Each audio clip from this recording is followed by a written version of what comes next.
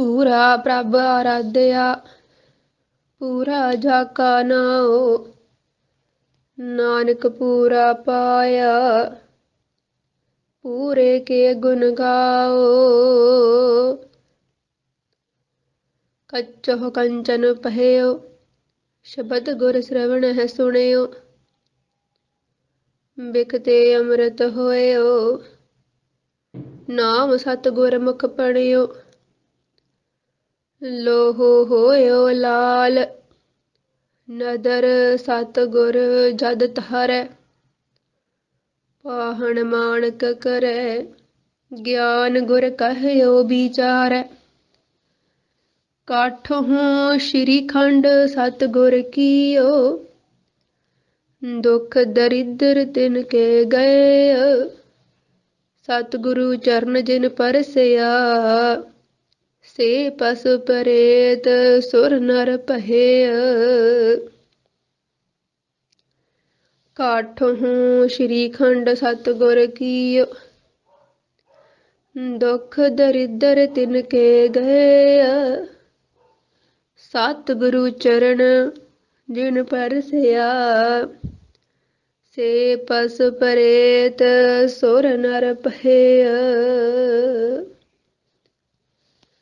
सतनाम श्री वाहिगुरु साहिब जीओ। पातशाही दसवीं त्वै प्रसाद चलित्र तरेठमा चौपही। प्रबल सिंह दक्षिण को नृपबर बहु भांतन को धन ताके कहर। चार चछ ताकी त्रिय रहई जो वह कहे सो राजा करई। प्रबल सिंह दक्षिण को नृपबर बहु भांतन को धन ताके कहर। चार चछ ताकी त्रिय रहई जो वह कहे सो राजा करई। सतगुरु जी धन धन सतगुरु साहिब श्री गुरु गोबिंद सिंह साहिब जी दी महान रचना श्री दसम ग्रंथ साहिब जी दी पावन गुरबाणी श्री चरित्रोपाख्यान दी लड़ीवार विचार जो आप जी सरबत संगतां सरवण कर रहे हो। सो सतगुरु जी दी बख्शिश दे नाल जो 62 चलित्र ਹਨ विचार ਸਹਿਤ हो चुके हैं। सो अज जो 63वां चलित्र है उहदी विचार सतगुरु जी की बख्शिश दे नाल करन दी कोशिश करनी है। तां तकरीबन वार सच्चे पातशाह बख्शिश करते हैं। चाओ पई प्रबल सिंह दक्षिण को नृपबर बहु भांतन को धन ताके कहर। सतगुरु जी फरमाउंदे ने कि दखण दा एक राजा सी जिसदा नाम सी प्रबल सिंह जिसदे कोल बहुत प्रकार दा धन दौलत सी हर पक्षों ही वह बड़ा अमीर सी। चार चछ ताकी त्रिया रहई जो वह कहे सो राजा करई। ते उस राजे की बहुत ही सुंदर स्त्री सी बहुत सुंदर राणी सोहणे नेत्रां वाली ते जो भी वो आखदी सी राजा उही करदा सी। अत सुंदर बहु नार सुनीजै ताको पटतर का को दीजै। बहुत ही सोहणे स्वरूप वाली राणी समझी जाती सी आखी जाती सी ते उसदे वर्गा होर कोई भी महल दे विच सोहਣਾ नहीं सी। राजा अधिक प्यार तिह राखै घट वच कदी न मुख ते भाखै। ते राजा भी अपनी राणी दे नाल बहुत प्रेम रखदा सी कदे भी अपने मूँह तो अपनी राणी नूं माड़े बोल कोड़े बोल बिल्कुल नहीं बोलदा। बंगस के राजे कहलावै भांत भांत के भोग कमावै। ते वो बंगस देश दे राजे कहाउंदे सन ते अनेकां प्रकार दे भोग विलास ऐशो आराम भोगदे। एक सुंदर नर रानी लहयो तब ही आन मैन तिह गहयो।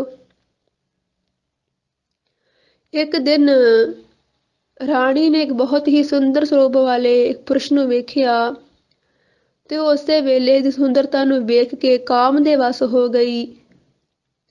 ਤਾ ਸੋ ਨਿਹੋ ਰਾਣੀ ਇਹ ਕੀਨੋ, ਗ੍ਰਹਿ ਦੇ ਕਾੜ ਅਮਿਤ ਧਨ ਦੀਨੋ। ਰਾਣੀ ਨੇ ਉਪਰਾਏ ਪੁਰਸ਼ ਦੇ ਨਾਲ ਪ੍ਰੇਮ ਕੀਤਾ, ਆਪਣੇ ਪਤੀ ਨੂੰ ਧੋਖਾ ਦੇ ਕਰਕੇ ਬਹੁਤ ਸਾਰਾ ਧਨ ਦੌਲਤ ਵੀ ਆਪਣੇ ਘਰੋਂ ਕੱਢ ਕੇ ਦਿੱਤਾ। 30,000 ਇਹ ਭਾਂਤ ਸਿਖਾਇਓ, ਆਪ ਚਰਿਤ ਇਹ ਭਾਂਤ ਬਣਾਇਓ।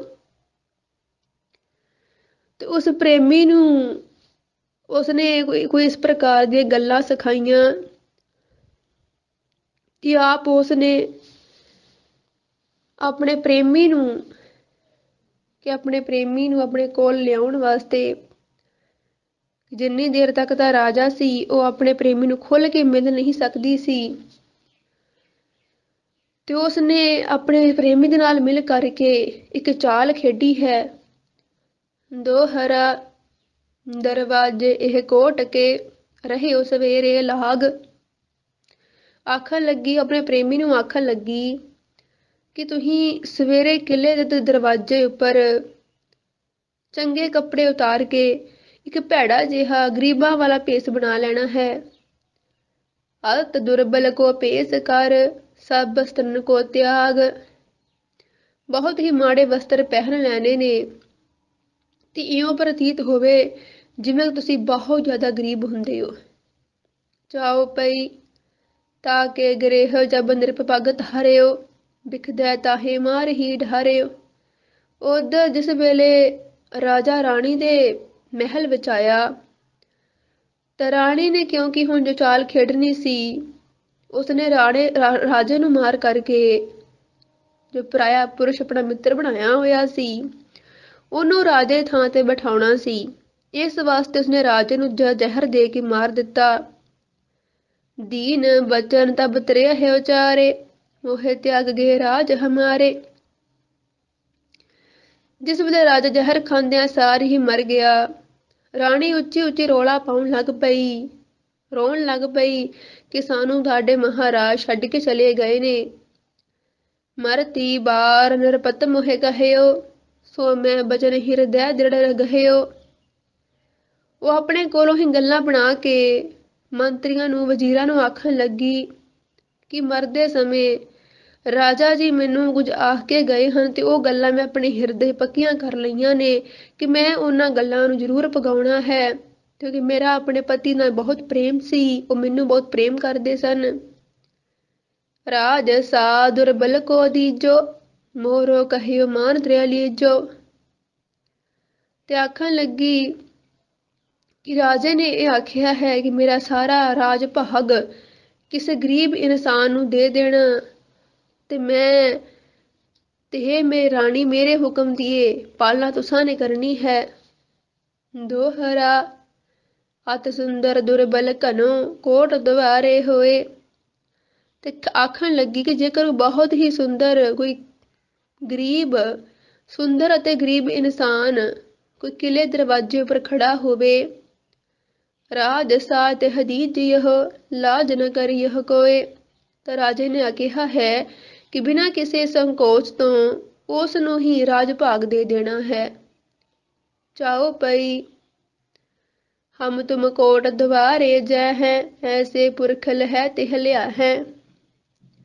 ਰਾਣੀ ਮੰਤਰੀ ਨੂੰ ਆਖਣ ਲੱਗੀ ਕਿ ਮੈਂ ਤੁਹਾਡੇ ਨਾਲ ਜਾਂ ਕਿਲੇ ਦੇ ਦਰਵਾਜ਼ੇ ਉੱਪਰ ਜਾਵਾਂਗੀ ਤੇ ਜੇਕਰ ਸਾਨੂੰ ਜਿਹਾ ਮਨੁੱਖ ਮਿਲ ਪੈਂਦਾ ਜੋ ਬਹੁਤ ਸੁੰਦਰ ਤੇ ਗਰੀਬ ਹੈ ਤਾਂ ਅਸੀਂ ਉਸਨੂੰ ਮਹਿਲ ਦੇ ਵਿੱਚ ਲੈ ਕੇ ਆਵਾਂਗੇ।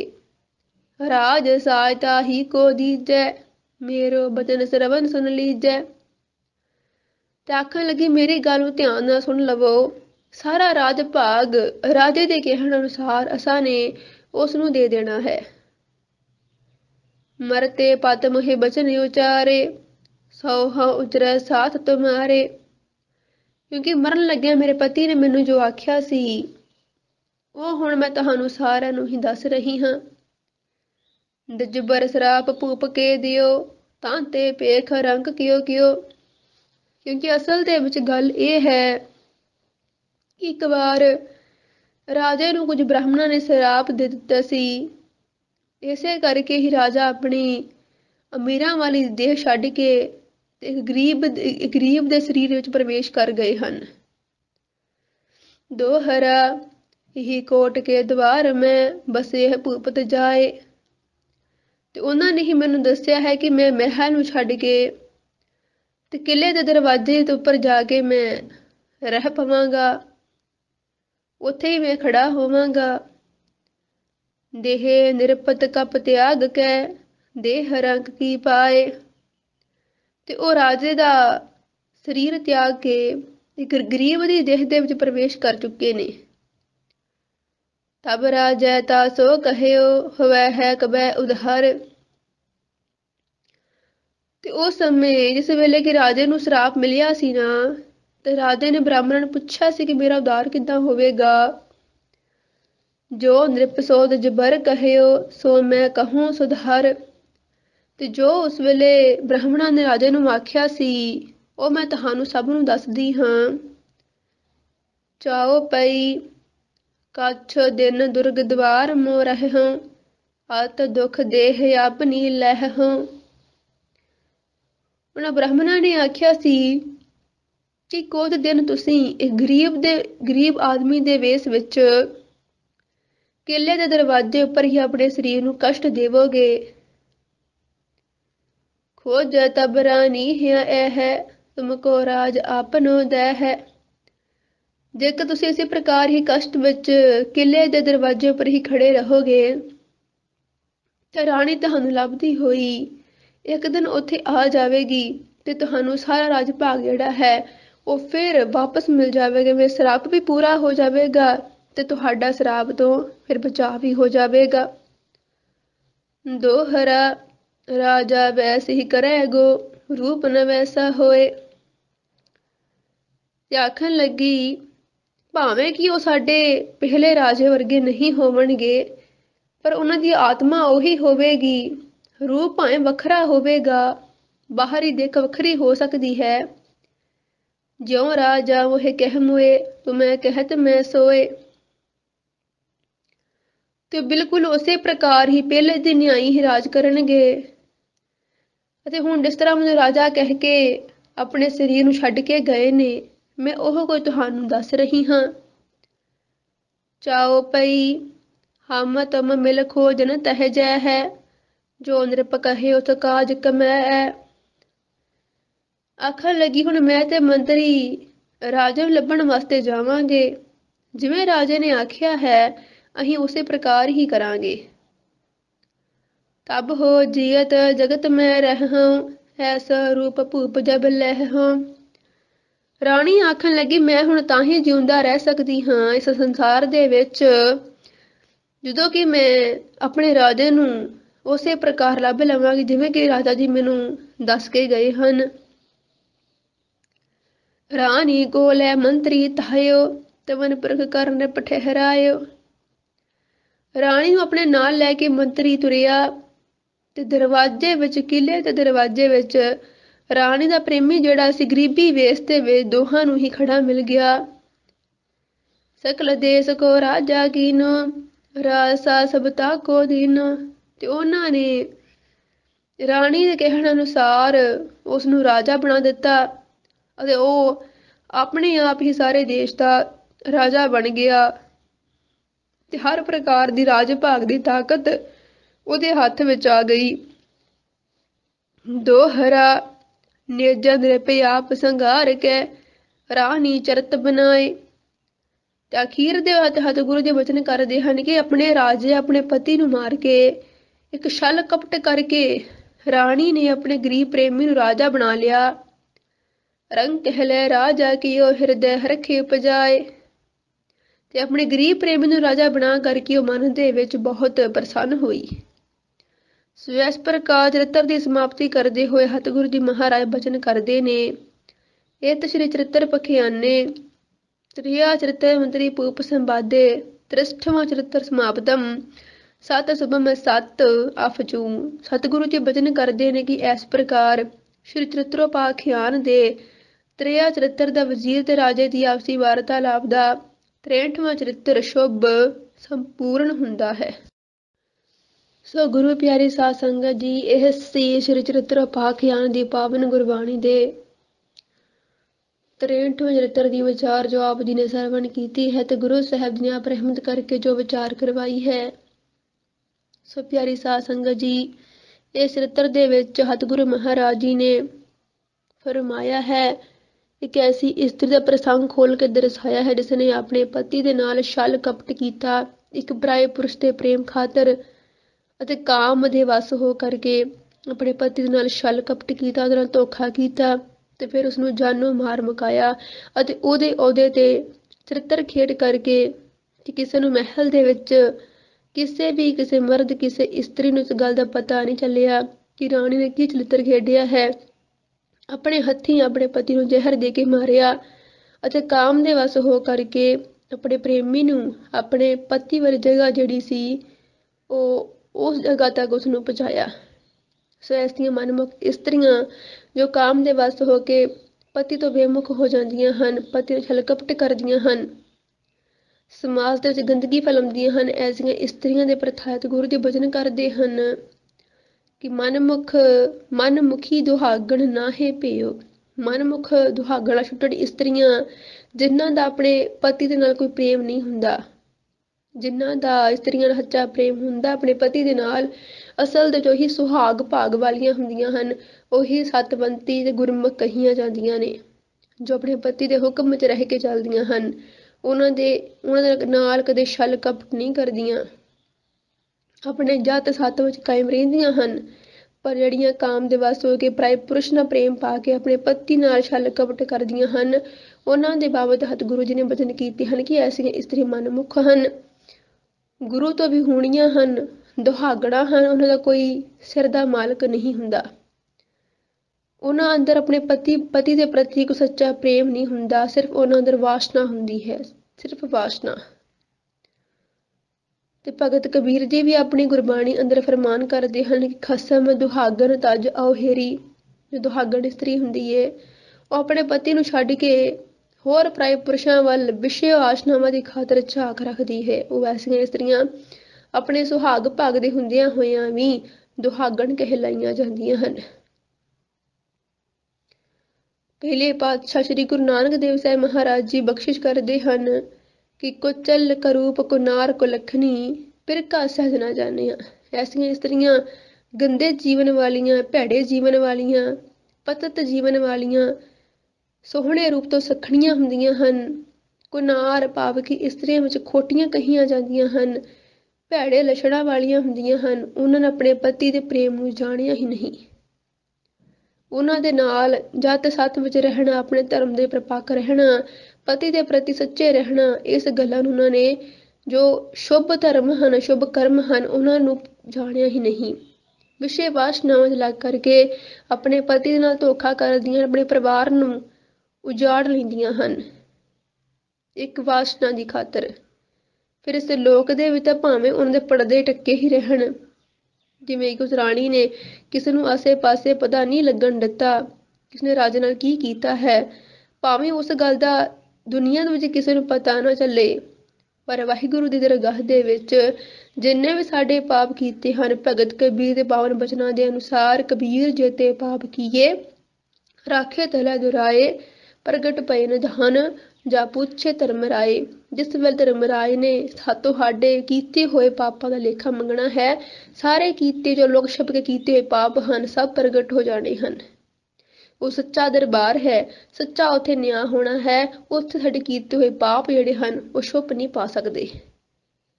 ਕਿ ਸਹਿਸ ਸਿਆਣਪਾਂ ਲੱਖ ਹੋਵੇ ਤਾਂ ਇੱਕ ਨਾ ਚੱਲਿਆ ਨਾਲ। ਉਹ ਵਾਹਿਗੁਰੂ ਦੇ ਅੱਗੇ ਭਾਵੇਂ ਮਨੁੱਖ ਦੇ ਹਜ਼ਾਰਾਂ ਤੇ ਲੱਖਾਂ ਹੀ ਸਿਆਣਪਾਂ ਕਿਉਂ ਨਾ ਹੋਵਣ, ਉਹ ਵਾਹਿਗੁਰੂ ਦੇ ਅੱਗੇ ਇੱਕ ਨਹੀਂ ਚੱਲਦੀ। ਤੇ ਆਖਰ ਮਨੁੱਖ ਜਿਹੜਾ ਹੈ ਉਸਨੂੰ ਆਪਣੇ ਕੀਤੇ ਹੋਏ ਬੁਰੇ ਕਰਮਾਂ ਦਾ ਫਲ ਭੋਗਣਾ ਹੀ ਪੈਂਦਾ ਹੈ।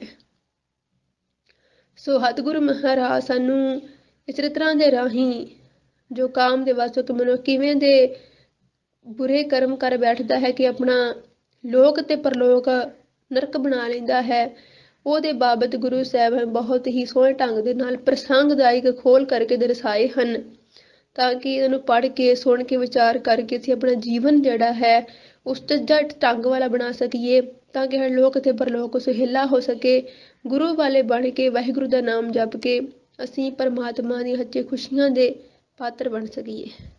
ਸੋ ਅੰਤ ਵਿੱਚ ਬੜੇ ਪਿਆਰ ਦੇ ਨਾਲ ਫਤਿਹ ਬੁਲਾਉਣਾ ਕਰੋ ਜੀਓ। ਸੋ ਇਹੀ ਸੀ ਗੁਰੂ ਪਿਆਰੀ ਸਾਧ ਸੰਗਤ ਜੀਓ ਅੱਜ ਦੇ ਪਾਵਨ ਚਰਿੱਤਰ ਦੀ ਵਿਚਾਰ। ਸੋ ਵਿਚਾਰ ਕਰਦਿਆਂ ਹੋਏ ਇੱਕ ਨਹੀਂ ਅਨੇਕ ਪ੍ਰਕਾਰ ਦੀਆਂ ਭੁੱਲਾਂ ਗਲਤੀਆਂ ਹੋ ਜਾਂਦੀਆਂ ਹਨ। ਗੁਰੂ ਸਾਹਿਬ ਗੁਰੂ ਕੀ ਸੰਗਤ ਬਖਸ਼ਣ ਯੋਗ ਹੈ, ਬਖਸ਼ ਲੈਣਾ। ਗੁਰੂ ਸਾਹਿਬ ਅੱਗੇ ਤੋਂ ਸਮਤ ਬਖਸ਼ਣ ਤਾਂ ਕਿ ਸੱਚੇ ਢੰਗ ਦੇ ਨਾਲ ਗੁਰਬਾਣੀ ਦੀਆਂ ਗੁਰਮਤਿ ਵਿਚਾਰਾਂ ਕਰ ਸਕੀਏ। ਸੋ ਅੰਤ ਵਿੱਚ ਬੜੇ ਪਿਆਰ ਦੇ ਨਾਲ ਫਤਿਹ ਬੁਲਾਓ ਜੀ। ਵਾਹਿਗੁਰੂ ਜੀ ਕਾ ਖਾਲਸਾ, ਵਾਹਿਗੁਰੂ ਜੀ ਕੀ ਫਤਿਹ।